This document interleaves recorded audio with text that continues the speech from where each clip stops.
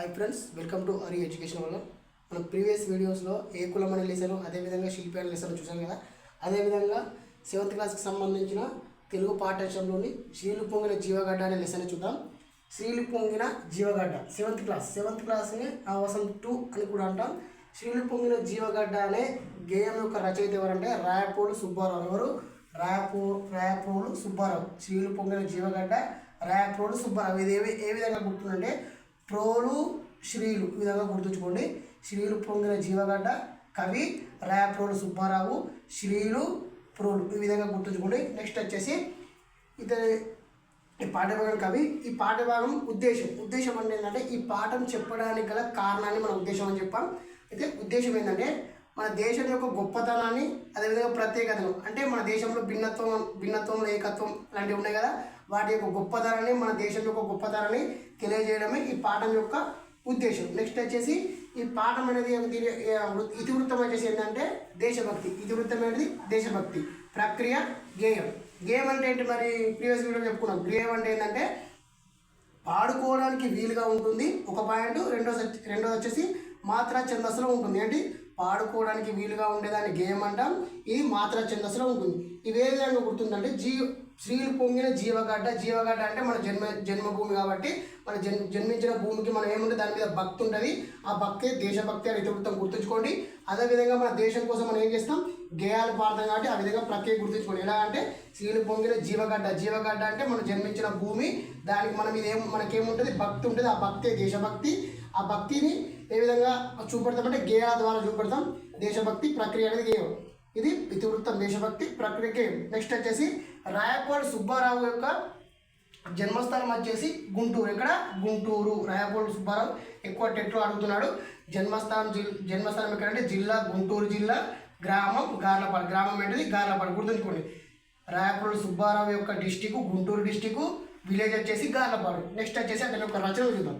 రచనలు వచ్చేసి కావ్యాలు ఉన్నాయి, అదేవిధంగా లక్షణ గ్రంథాలు ఉన్నాయి. ఇండివిజువల్గా రచనలు ఇవన్నీ కలిపి రచనలు ఇండివిజువల్గా కావ్యాలు, లక్షణ గ్రంథాలు. చూడండి, కావ్యాలు వచ్చేసి తృణకంకణం, స్నేహలత, స్వప్నకుమార, జడకుచ్చులు, ఆంధ్రావళి, వనమాల. ఏంటి కావ్యాలు? తృణకంకణం, స్నేహలత, స్వప్నకుమార, జడకుచ్చులు, ఆంధ్రావళి, వనమాల. నెక్స్ట్ వచ్చేసి లక్షణ గ్రంథాలు. ఏంటి లక్షణ గ్రంథాలు? రమ్యాలోకం, మాధుర్దర్శనం. ఏంటిది? రమ్యాలోకం, మాధుర్దర్శనం. మరి ఈ 8 రచనలు గుర్తుంచుకోవడానికి కోడ్ ఏ విధంగా అంటే చూద్దాం ఒకసారి. ఎట్లా అంటే స్నేహలత అనే అమ్మాయి ఏం చేస్తుందంటే కొన్ని రమ్యమైన లక్షణాలు గల కుమారుడితో వివాహం చేసుకొని ఏం చేస్తారంటే జడకూర్చులు అల్లించుకొని, ఆ కుమారుడితో జడకూర్చులు అల్లించుకొని మెడలో మాలేసుకొని ఏం చేస్తుందంటే వేయించుకొని ఆంధ్రప్రదేశ్ అనుకుని ఆంధ్రావళి మాధుర్యమైన మన ఆంధ్రప్రదేశ్ దాటి మాధుర్యమైన లోకాలకు వెళ్ళాలని కంకణం కట్టుకుంది అని చూడండి ఒకసారి.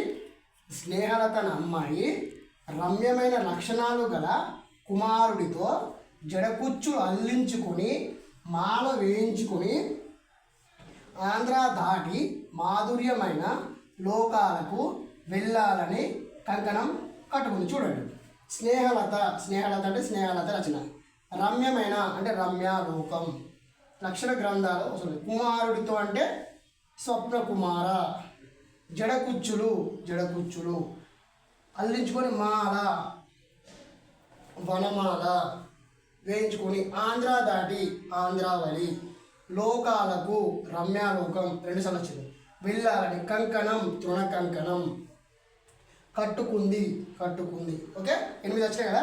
1 2 3 4 5 6 7 8 వచ్చినాయి కదా. ఇలా గుర్తుంచుకోండి. ఇంకోటి అంటే ఇతని యొక్క ప్రత్యేకత పెద్ద ఏం లేదు. ఇతనికి అద్భుతమైన వర్ణనలు, తెలుగుదనం, దేశభక్తి ఇతని కవిత్వంలో ఎక్కువ కనిపిస్తాయి. ఎక్కువ కనబడేది ఏంటి ఇతని కవిత్వంలో?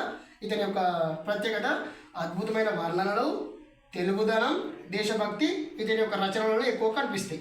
ఓకే, అర్థమైందా? ఈ కోడ్ ద్వారా ఈ రచనలు గుర్తుంచుకోండి. లాస్ట్ టెట్ బిట్లో అడగడం జరిగింది. ప్రత్యేక లక్షణ గ్రంథాలు రమ్యాలోకం, మాధుర్దర్శనం గుర్తుంచుకోండి. ఈ 2 లక్షణ గ్రంథాలు ఇవి కావ్యాలు. Okay, thank you.